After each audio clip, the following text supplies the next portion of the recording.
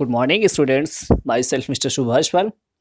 Today, we'll discuss about so nice chapter. That chapter is not only useful in your academic area, but in competitive level also. So please attention towards this chapter mindly. Students आज हम ऐसे topic के बारे में जानने वाले हैं जो आपके शैक्षिक ही नहीं बल्कि प्रतिस्पर्धात्मक क्षेत्र में भी काफ़ी यूजफुल होने वाला है। ये टॉपिक फर्स्ट ईयर और 12th क्लास दोनों कक्षाओं में इक्वली मेंशन है और इक्वली इंपॉर्टेंट भी है। ये टॉपिक दोनों क्लासेस में है, दोनों कक्षाओं में है। ऐसे टॉपिक से लगभग 1 और 2 क्वेश्चंस आपके टेट या सीटेट जैसे कॉम्पिटिटिव लेवल एग्जाम में भी पूछा जाता है। हालांकि ये चैप्टर स्पेशली फर्स्ट ईयर और 12th क्लास के लिए है, लेकिन ये यहीं तक सीमित नहीं है। So let's start this chapter. Friends, आज हम इस वीडियो में एक नया टॉपिक है फिगर ऑफ स्पीच। इसको हिंदी में अलंकार बोलते हैं। इसके बारे में बात करने वाले हैं। ये फर्स्ट ईयर और 12th क्लास के लिए काफ़ी इम्पोर्टेंट है क्योंकि ये दोनों क्लासेस में इक्वली मेंशन है। ये टॉपिक आपका पोएट्री सेक्शन का है। पहला टॉपिक है फिगर ऑफ स्पीच।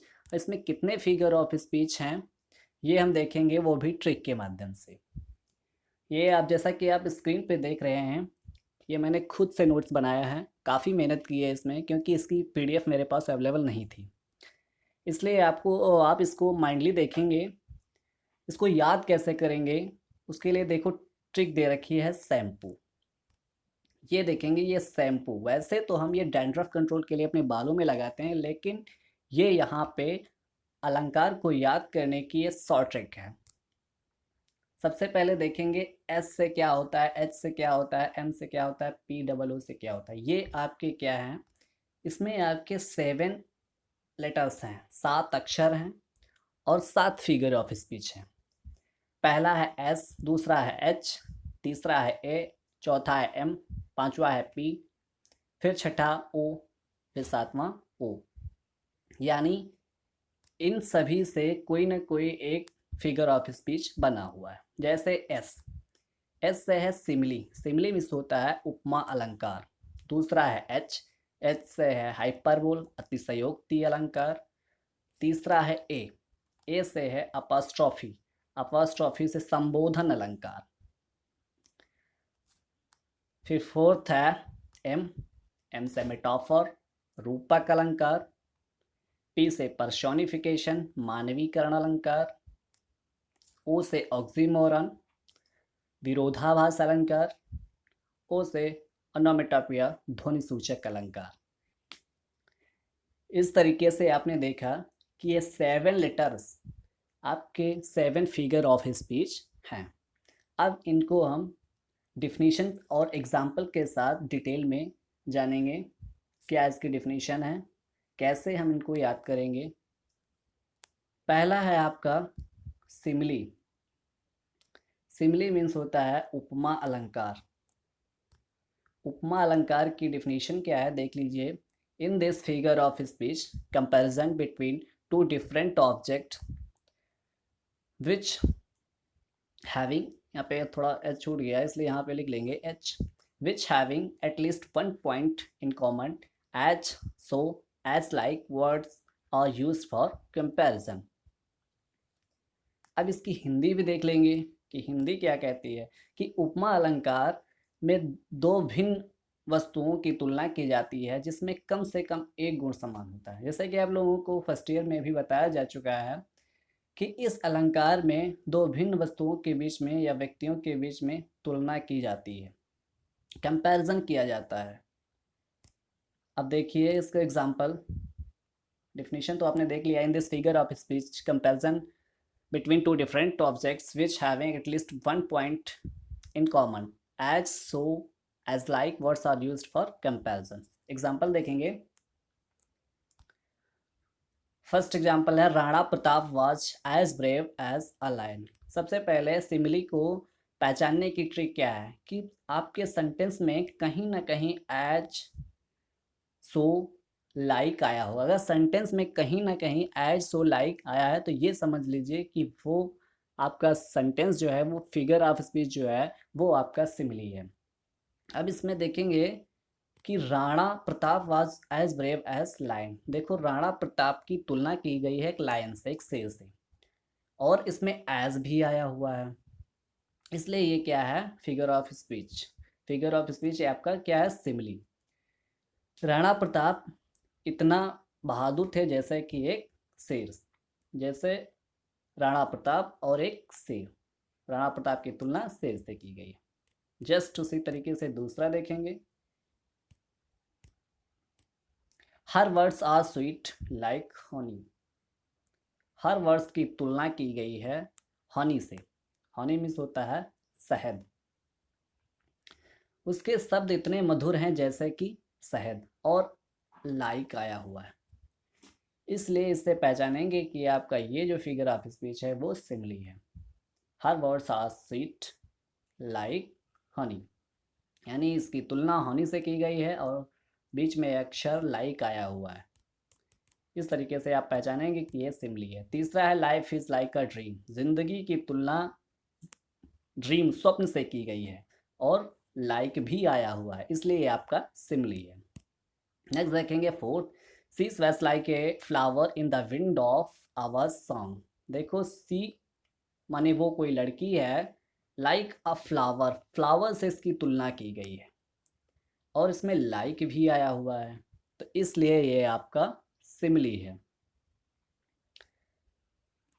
इस तरीके से ये आपका simile figure of speech and हुआ।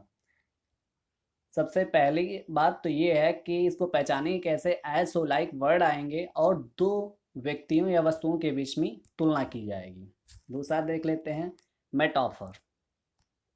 मेटाफर क्या है, इसकी डिफिनेशन पहले देख लेते हैं कि metaphor is an employed simile in this figure of speech two different type of things are compared but words so as like are not use for comparison. ये मेटाफर जो होता है एक सिमिली की तरीके से ही होता है। तुलना उसमें भी की जाती है, तुलना इसमें भी की जाएगी, लेकिन है क्या, उस वस्तु की तुलना नहीं बल्कि उस वस्तु को दूसरी वस्तु के समान मान लिया जाता है। इम्प्लाइड मीन्स होता है अस्पष्ट उपमा है।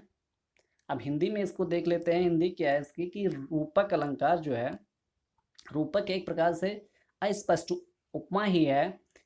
इसके द्वारा यह स्पष्ट नहीं होता है कि एक वस्तु दूसरे के समान है, किंतु यह मान लिया जाता है कि दोनों वस्तुएं एक ही हैं, दोनों वस्तुएं एक ही हैं।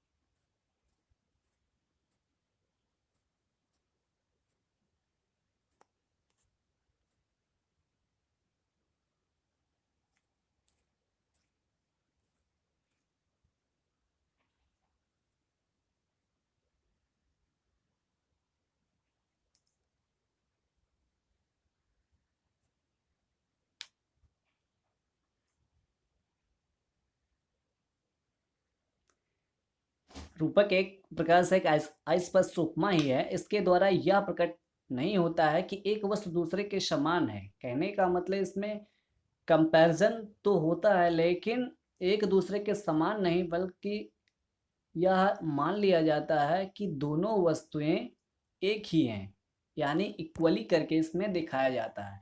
इम्प्लाइड सिमिली इसलिए कहा जाता है, अस्पष्ट उपमा इसको इसलिए कहा जाता है क्योंकि ये जस्ट उसी तरीके से है, दो वस्तुएं व्यक्तियों को एक वस्तु या एक वस्तु को दूसरे वस्तु से बिल्कुल इक्वल करके दिखाया जाता है। जैसे कि आप एग्जांपल देख लेंगे, डेफिनेशन तो आपने देख ही लिया है, स्क्रीनशॉट भी ले सकते हैं।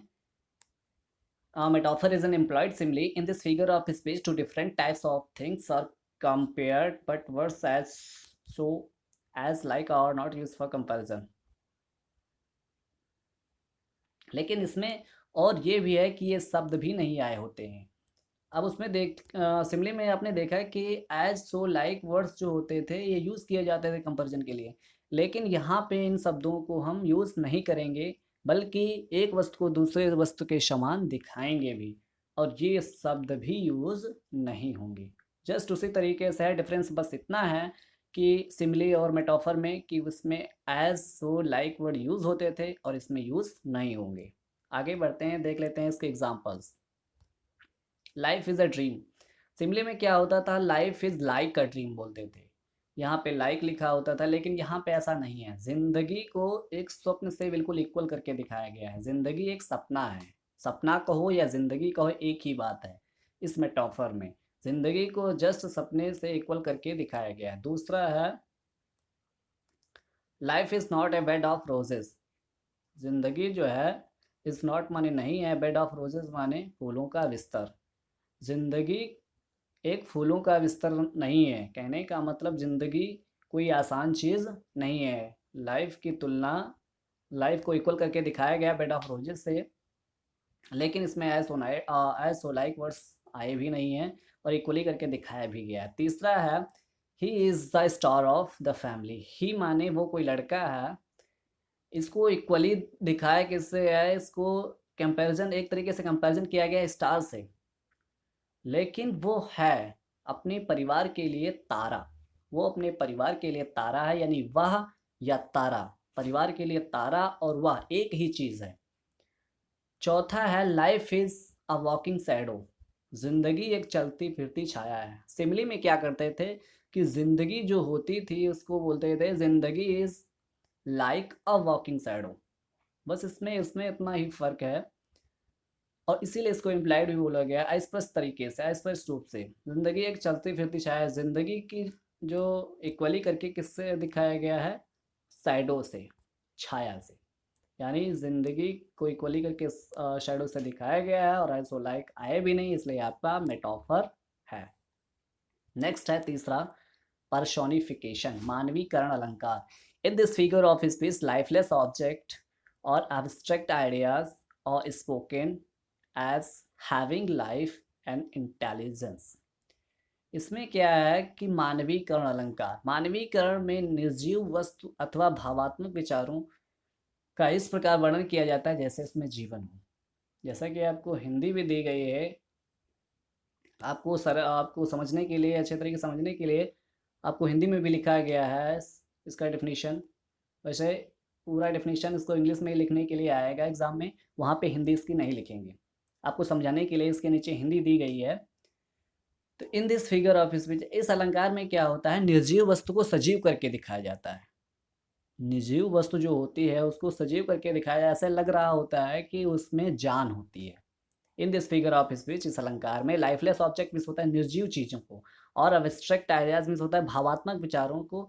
ऐसा बोला जाता है कि जैसा कि हैविंग लाइफ, उसमें जिंदगी हो, एंड इंटेलिजेंस हो, सोचने समझने की क्षमता हो, यानी बुद्धिमत्ता हो। ऐसा लगता है कि निर्जीव चीज़ जो है उसमें जान हो और उसमें सोचने समझने की क्षमता हो। सीधी सी बात है कि निर्जीव वस्तु को सजीव करके इसमें दिखाया जाता है। अब एग्जाम्पल देख लेते हैं इसके। फर्स्ट एग्जाम्पल है life is sorry love is blind, प्रेम अंधा होता है। प्रेम को ना तो किसी ने देखा है ना उसको कोई जानता है, बल्कि ये एक फीलिंग है, इसको हम महसूस कर सकते हैं। जो प्रेम है अंधा होता है, ये मतलब कि एक इनएनिमेट चीज़ है। अंधा तो भाई व्यक्ति हो सकता है, जानवर हो सकता है, कोई एनिमेट चीज़ हो सकती है, लेकिन प्रेम को ना तो किसी ने देखा है, तो वो अंधा कैसे हो सकता है। इन एनिमेट को यानी इसको सजीव करके दिखाया गया है कि अंधा है। अंधा प्रेम को तो किसी ने अंधा नहीं देखा, यानी ये इन एनिमेट चीज़ और एनिमेट करके शो की गई है, दर्शाई गई है। दूसरा, opportunity knocks at the door but once. Opportunity means होता है मौका, नोक्स खटखटाता है, दरवाज़ा खटखटाता है, डोर दरवाज़ा खटखटाना, बट वंस माने एक बार। अवसर केवल एक बार ही दरवाज़ा खटखटाता है। अब भाई दरवाज़ा जो खटखटाएगा वो आदमी होगा या जानवर होगा, कोई एनिमेट चीज़ होगी। लेकिन अपॉर्चुनिटी क्या है, अवसर है, मौका, मौके को किसी ने तो नहीं देखा खटखटाते हुए दरवाज़ा। यानी इस एनिमेट चीज़ को, इन एनिमेट चीज़ को एनिमेट करके दिखाया गया है, यानी निर्जीव चीज़ को सजीव करके दिखाया गया है। थर्ड है अ लाई हैज़ नो लेग्स, यानी अ लाई, झूठ के पैर नहीं होते हैं। यानी झूठ के पैर नहीं होते हैं, झूठ के पैर नहीं होते हैं। ये तो सबको पता है, लेकिन झूठ को देखा किसने है? पैर भाई होंगे किसके? या तो आदमी के नहीं होंगे या तो जानवर के नहीं होंगे।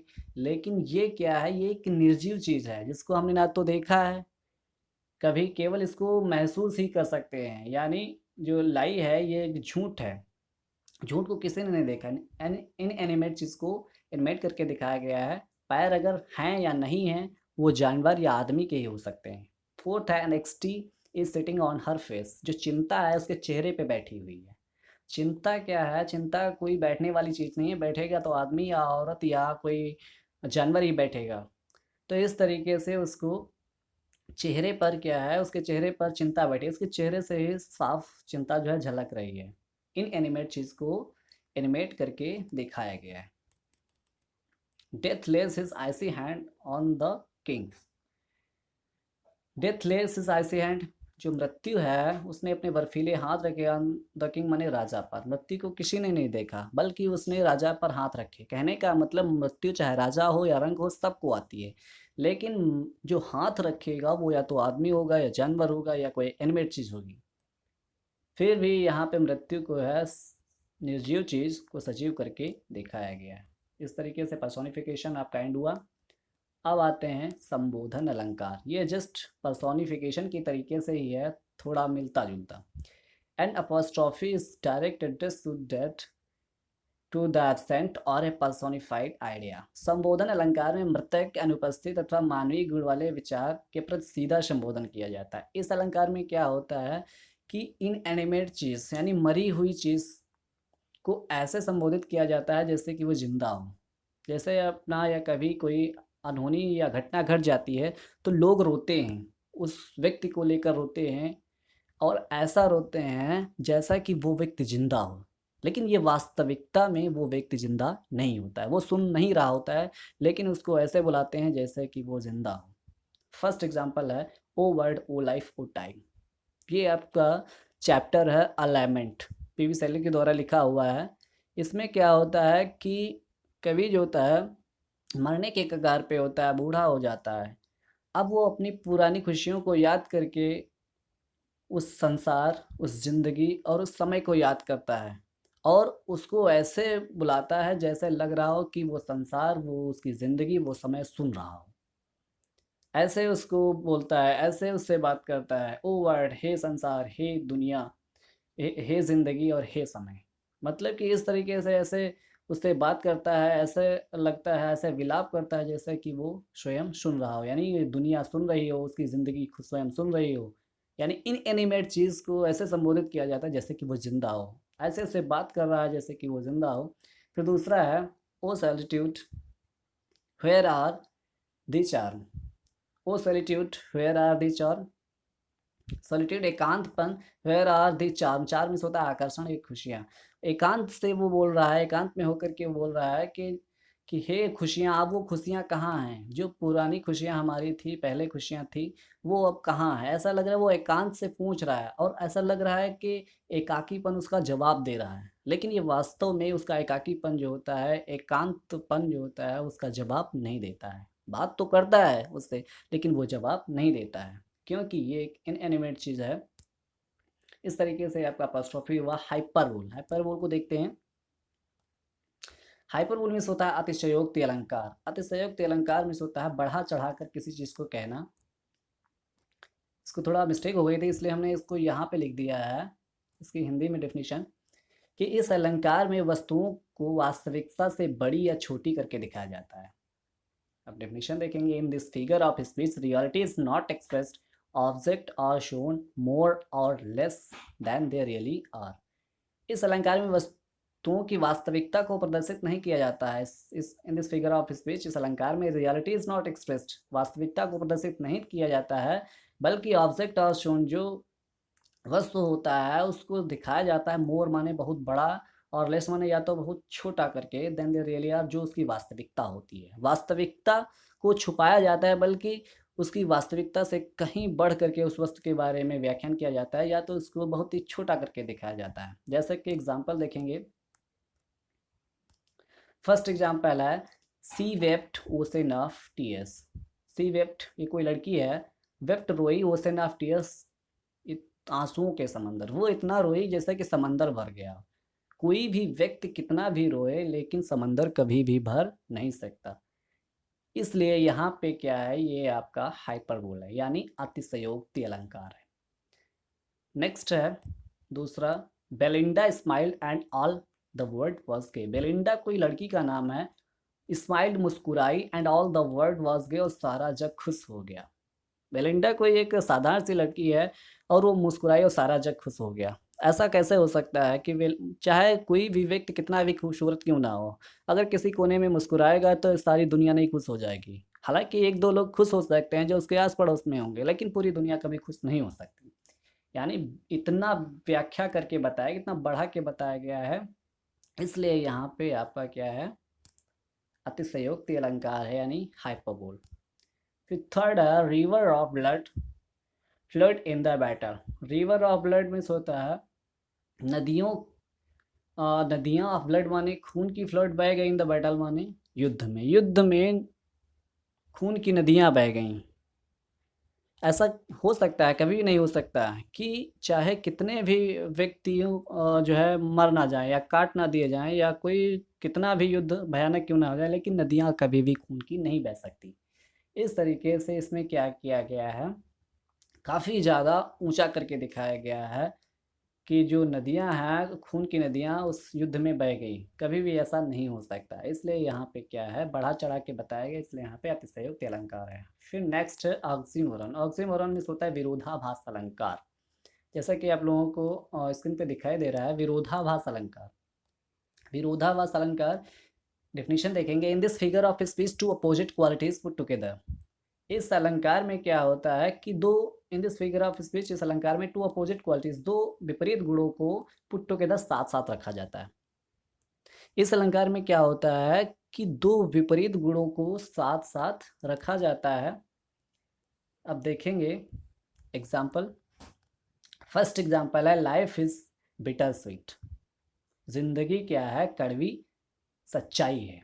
बिटर मिस होता है, आप देखेंगे कि ये सेंटेंस है कि ये इसका मतलब है जिंदगी कड़वी सच्चाई है, लेकिन बिटर मिक्स क्या होता है, कड़वा, स्वीट मिक्स क्या होता है, मीठा। यानी दो डिफरेंट क्वालिटीज, मतलब कि अपोजिट, जस्ट अपोजिट हैं दोनों। बिटर मिक्स कड़वा होता है, इसका अपोजिट अगर कोई पूछता है तो स्वीट होता है। यानी दो अपोजिट क्वालिटीज को एक साथ रखा गया है, इसलिए यहाँ पे क्या है, विरोधाभास अलंकार। फिर दूसरा देखते हैं, it is an open secret. ये खुला रहस्य है। ओपन मीन्स खुला भी है, रहस्य मीन्स होता है जो आप जानते ना हो। ये दोनों आपस में क्या है, एक अपोजिट क्वालिटीज हैं, इसलिए यहाँ पे क्या है, विरोधाभास अलंकार है। She was feeling sweet pain of love. वो प्रेम में मीठा दर्द महसूस कर रही थी। स्वीट भी है, मीठा भी है, पेन भी है, दर्द। अगर कोई चीज़ हम खाते हैं, मीठी खाते हैं, या हमारे लिए कोई चीज़ सुखदायक होती है तो उसमें कभी दर्द नहीं होता है। कहने का मतलब ये है कि स्वीट और पेन, स्वीट मिस होता है मीठा, पेन मिस दर्द, दोनों विरोधी क्वालिटीज़ हैं, यानी आपस में विरोधाभास, विरोधी जो अपोजिट क्वालिटीज़ हैं, इसलिए यहाँ पे क्या है, ऑक्सीमोरन है, विरोधाभास अलंकार है। नेक्स्ट है राहुल वॉज वाइजेस्ट फूल। राहुल क्या था कि एक वाइजेस्ट में होता है बुद्धिमान, फूल माने मूर्ख। राहुल बुद्धिमान मूर्ख था। बुद्धिमान वो जैसे गांव में बोलते हैं कि वो पढ़ा लिखा है लेकिन मूर्ख है, मतलब कि एक ही दो क्वालिटीज़ जो हैं, अपोजिट क्वालिटीज़ को एक ही सेंटेंस में पिरोना, यानी एक ही सेंटेंस में दो अपोजिट क्वालिटीज़ को एक्सप्रेस करना ऑक्सीमोरन कहलाता है। जैसे गांव में बोलते हैं कि आपको बताया गया अभी कि वो पढ़ा लिखा तो है, विद्वान है लेकिन मूर्ख है, यानी विद्वान और मूर्ख दोनों अपोजिट क्वालिटीज एक सेंटेंस में रखा गया। जस्ट उसी तरीके से वाइजेस्ट और फूल। इस तरीके से हमने ऑक्सीमोरन को डिस्कस किया। अब आ जाते हैं ऑर्नामेंटोपोएआ पे। ध्वनि सूचक अलंकार, इसको हिंदी में बोलते हैं ध्वनि सूचक अलंकार। इसकी डेफिनेशन देखते हैं, इन this figure of speech sound of the words suggest the sense और मीनिंग। हिंदी में देख लेते हैं, ध्वनि सूचक अलंकार में शब्दों की ध्वनि द्वारा अर्थ अथवा भावना प्रकट की जाती है। इसमें क्या होता है कि साउंड को सजेस्ट किया जाता है, साउंड को सजेस्ट करके उसकी मीन, उसका जो अर्थ होता है, उसकी भावना को होता है, उसको एक्सप्रेस किया जाता है। जैसे द स्नैक हिस, अब स्नैक क्या है, उसमें साउंड साउंड जो होता है उस सेंटेंस से लगता है कि उससे कोई आवाज़ आ रही है। जैसे द स्नैक, इसमें क्या होता है, फुफकारता है। अब स्नैक क्या करता है, फुफकारता है। तो यहाँ पे क्या हो गया, अनावटप्या यानी ध्वनि सूचक अलंकार। पहला एग्जाम्पल है थंडरिंग ऑफ गन्स, यानी बंदूक के गड़गड़ाहट की आवाज़। जब गोलियां चलती हैं तो ऐसा लगता है कि गड़गड़ाहट की आवाज़ आ रही है, यानी वहाँ पे साउंड क्या आ रही है, साउंड सजेस्ट किया जा रहा है। साउंड से हमको मीनिंग पता चले कि यहाँ पे कोई साउंड हो रही है, आवाज़ हो रही है, वहाँ पे अनोमेटोपिया। द कैट म्याऊ, बिल्ली क्या करती है, म्याऊ करती है, यानी म्याऊ की आवाज़ निकालती है। तो इस तरीके से आपने देखा कि ये क्या है आपका अनोमेटोपिया है, ध्वनि सूचक अलंकार। नेक्स्ट है द लायन रोर, शेर दहाड़ता है, यानी दहाड़ने की आवाज़ में साउंड आएगी। तो शेर के दहाड़ने की आवाज़ है, इसलिए यहाँ पे क्या है, ओनोमेटोपिया। ये यहाँ पे आपके सारे फिगर ऑफ स्पीच क्या हैं, एंड हो गए।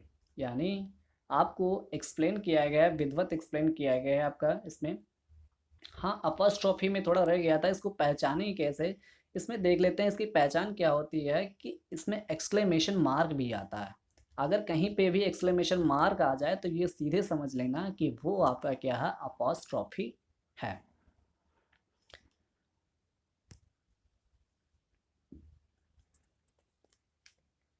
अब यहाँ पे हमने पूरे फिगर ऑफ स्पीच हमने डिस्कस किए। काफ़ी ज़्यादा इसमें आपको पीडीएफ जो है आपको प्रोवाइड की गई। अगर किसी को भी इस चीज़ की पीडीएफ चाहिए या इसमें से अदर कोई प्रॉब्लम है सेंटेंस को लेकर के या किसी डेफिनेशन को लेकर के, तो कमेंट सेक्शन के माध्यम से पूछ सकता है। या ये किसी को पीडीएफ अगर चाहिए तो वो व्हाट्सएप नंबर जैसा कि डिस्क्रिप्शन बॉक्स में दे रखा है, वहाँ से व्हाट्सएप नंबर से मुझसे पीडीएफ वो ले सकता है। मैं उसको व्हाट्सएप नंबर के माध्यम से पीडीएफ प्रोवाइड करा दूंगा। और आप मुझे सोशल नेटवर्किंग साइट्स, जैसा कि आप लोगों को पहले ही बता दिया गया है कि फेसबुक, व्हाट्सएप, ट्विटर, इंस्टाग्राम, कहीं पे भी मुझे फॉलो कर सकते हैं। Thank you so much and take care.